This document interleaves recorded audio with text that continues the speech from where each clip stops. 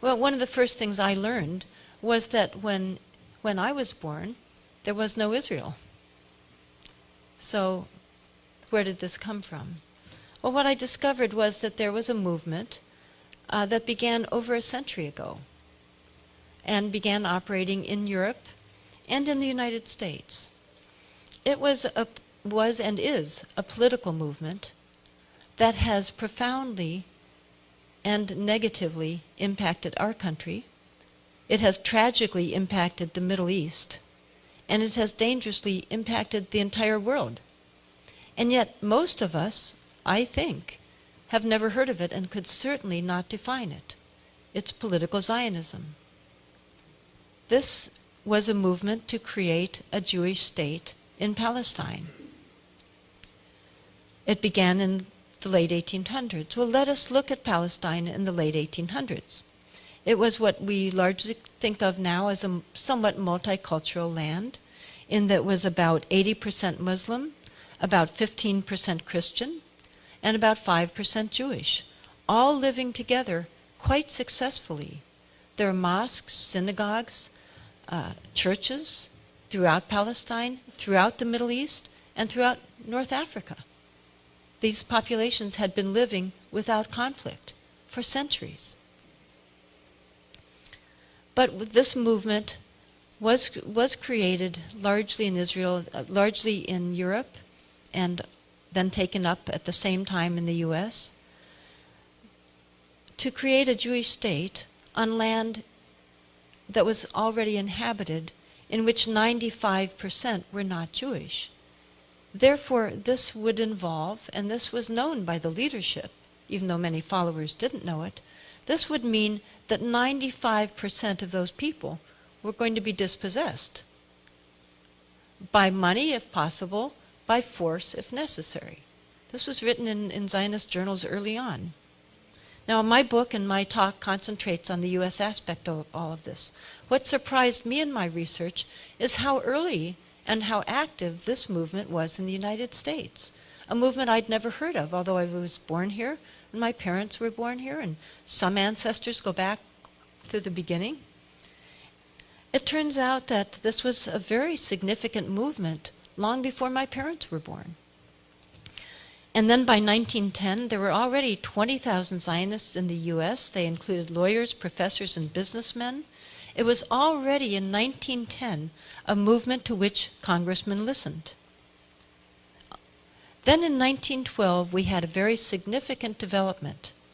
A prominent lawyer named Louis Brandeis became a Zionist. Brandeis not only didn't just become a Zionist, within about 2 years, he then became the head of World Zionism.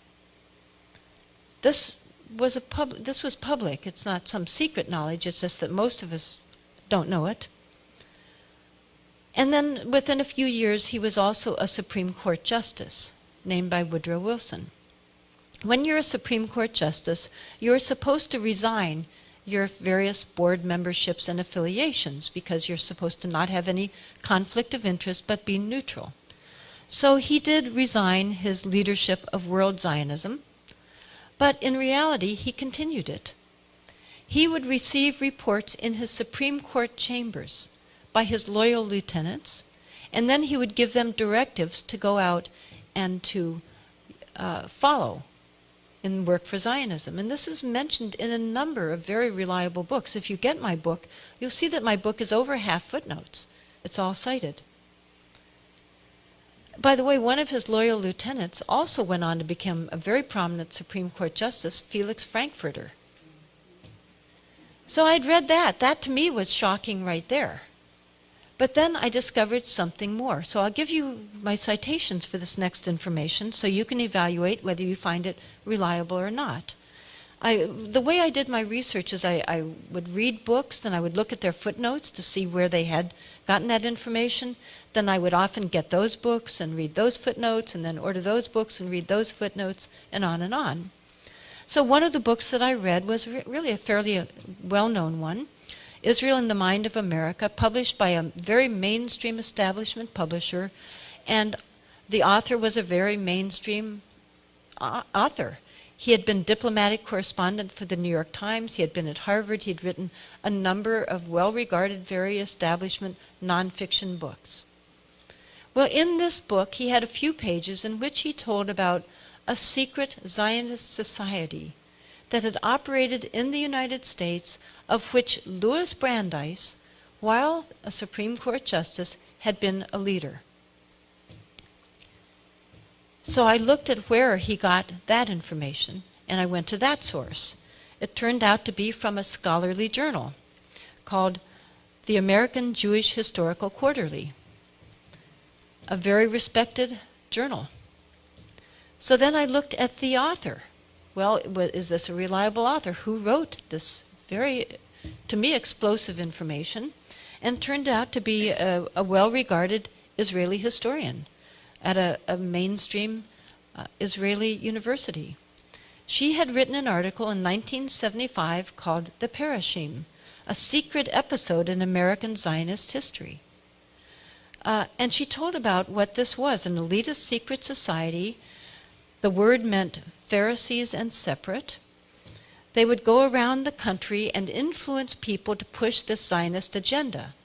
By the way, at this time, the Jewish population were not Zionists at all. The large majority were not Zionists. Many were opposed to Zionism. This was a very fringe element to a certain regard. Then in this secret society, they even had a secret induction ceremony, so that when somebody joined this society, and their membership included professors and Harvard, recent Harvard graduates, and doctors, significant people around the country were sometimes members. And in this initiation ceremony, they were told by the inductor, and they swore to this, "Until our purpose shall be accomplished, you will be the fellow of a brotherhood whose bond you will regard as greater than any other in your life, dearer than that of family, of school, of nation." As early as November 1915, a leader of the Parashim went around suggesting that the British might gain some benefit from a formal declaration in support of a Jewish national homeland in Palestine. Those of you who have heard of the Balfour Declaration that came in 1917 might find this relevant. I'll get into that a little bit more. Let's remember what was going on during this time period now in the world, especially that involved Britain. Well, of course, in 1914 began what was called at that time the Great War of massive carnage. British forces in the first day of the Battle of the Somme lost, according to historians, somewhere around 50,000 to 60,000 men in one day of a battle that went on and on and on.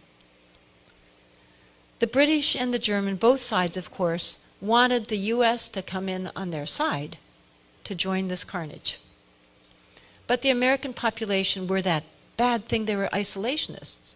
They didn't want to go kill and be killed in a foreign, pointless war. In fact, Woodrow Wilson was elected with the slogan, "He kept us out of the war." But of course, as you know, with hindsight, no, he didn't. Well, what happened is that the Zionists leaders, some of them in Britain, a man named Chaim Weizmann, who is quite well known, went to the British government and said, well, we can help you win this war. Now, why would they want to do that? Because the war wasn't just against Germany, it was against the Ottoman Empire. The Ottoman Empire held Palestine. Palestine was under the Ottoman Empire.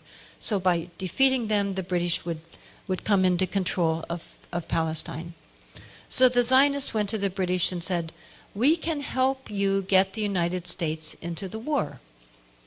Our Zionist colleagues in the United States, for example, they said in writing, Louis Brandeis, who is close to President Wilson, can help to do that. In exchange for that, the British did issue a declaration that was quite significant, mild as it may sound. It was really considered a gentleman's agreement. This is written about in a number of books. Just most of us don't know this about our own history. So the Balfour Declaration was basically a promise that the British would help to facilitate the Zionist objective of creating a Jewish state in Palestine. After the British, of course, did win, then at the Paris peace talks, the Zionists pushed this wording into the mandate in which Britain took charge of. Then jumping ahead to some of the American aspects again, then we find during the 30s and the 40s, in Palestine itself, the violence increased. Naturally, as soon, when there was colonization beginning around the turn of the century to a land with the intention of pushing out the land, the indigenous population at some point is going to wake up, and there will be violence. That has happened in the early 20s, and again in 1929. There was violence between the two populations.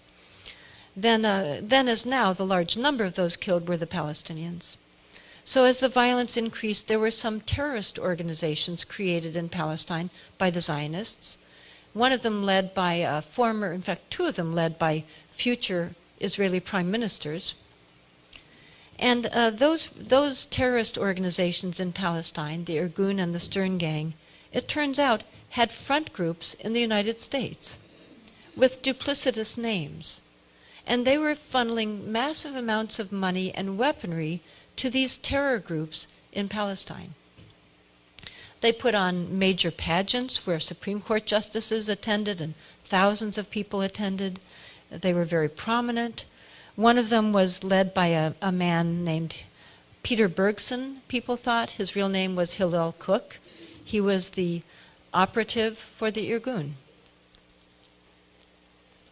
I looked into one of the leaders a bit more, just because I needed to find out his first name. When you're writing a book, you can't just write someone's last name, you need to know their first name.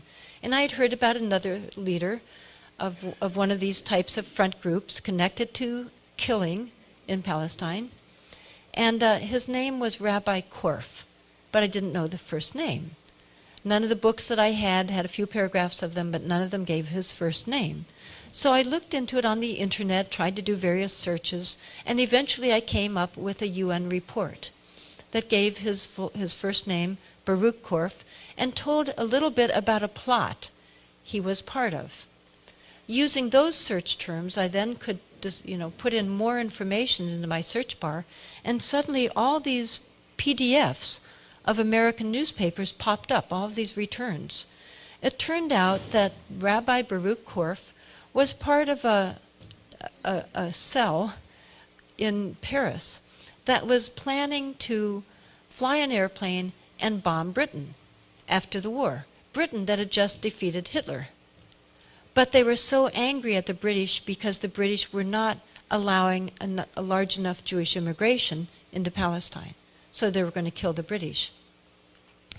So Baruch Korf and his section of the Stern Gang had this plan, but there was one problem. They didn't know how to fly an airplane.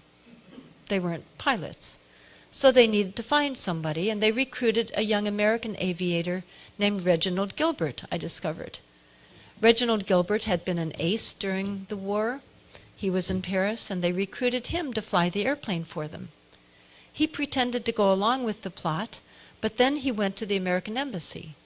And the American Embassy informed the Paris police and Scotland Yard. So for a week, he pretended to go along with this cell.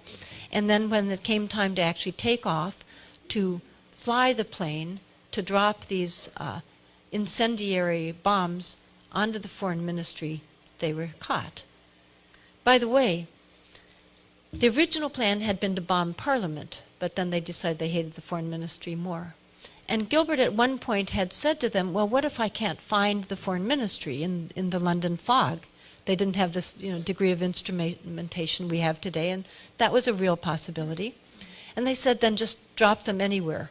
Kill anybody. All British are our enemy. So they were caught. Korf was in prison for a few months in Paris, and he eventually got off. He had very powerful friends in the United States. But I was curious about him. I looked into him some more. This was so astounding to me, and none of these, dozens and dozens of books I have, none of them had this story in there at all. And so in looking at him, I discovered that later in life, he was a friend of Richard Nixon. In fact, it was reported that he had helped to influence Nixon's policies on the Middle East. In fact, Nixon, sort of in a fond way, called him my rabbi. Now, the precursor to today's very powerful Israel lobby was a group called the American Zionist Emergency Council, AZEC.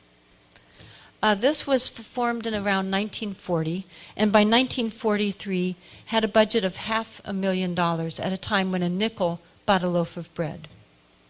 Within a few years, they had maneuvered their way into access to an even far larger sum, in which they had access to $14 million in 1941 and $150 million by 1948. That's the equivalent in today's dollars of $1 trillion to use to manipulate the United States. So they targeted with that money every sector of U.S. society. And this isn't ancient history. They had annual reports, they had directives, all of this was written down on paper. They targeted congressmen, Christian clergy, editors, professors, business and labor, Jewish war veterans. They published books all over. They had 400 local committees. There were massive campaigns throughout the country. They also worked especially to manufacture Christian support. They secretly funded sort of Christian groups that would push the same Zionist ideology.